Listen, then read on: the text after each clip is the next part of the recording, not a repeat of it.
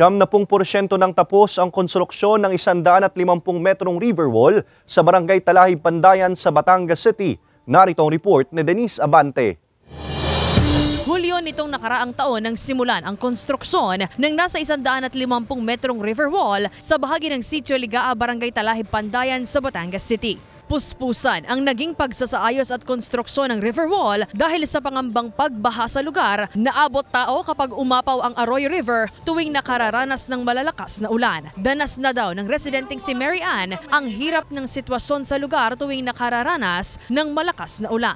Sobrang hirap po. Wala po kaming way na pupunta dun sa baba para makabili ng aming mga pagkain. Tapos wala ring hanap buhay.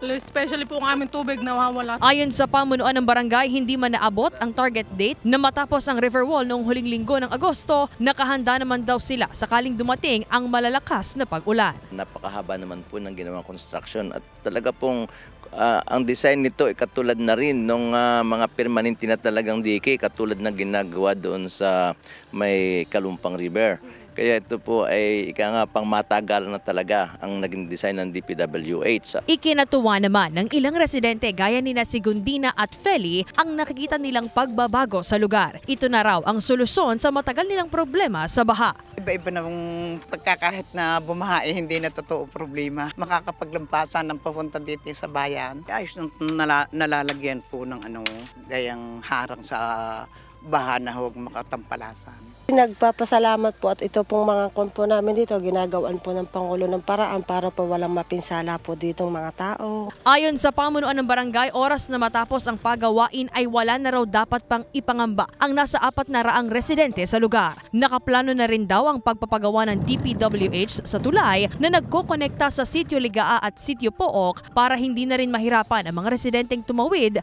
sakaling umapaw ang ilog. Kausap ko po kaninang umaga lang ang DPWH at naka-schedule po ang aming pre-con sa 11 of this month. Napakarami po ang matutulungan noon sapagkat pag bumabaha po dito, wala talagang pwedeng makatawid dyan at ilang araw po bago bumaba ang tubig baha. Kaya napakadami po ng barangay na pwede pang makinabang. Kasama si J. R. Manjares, Denise Abante, Balitang Southern, Tagalog.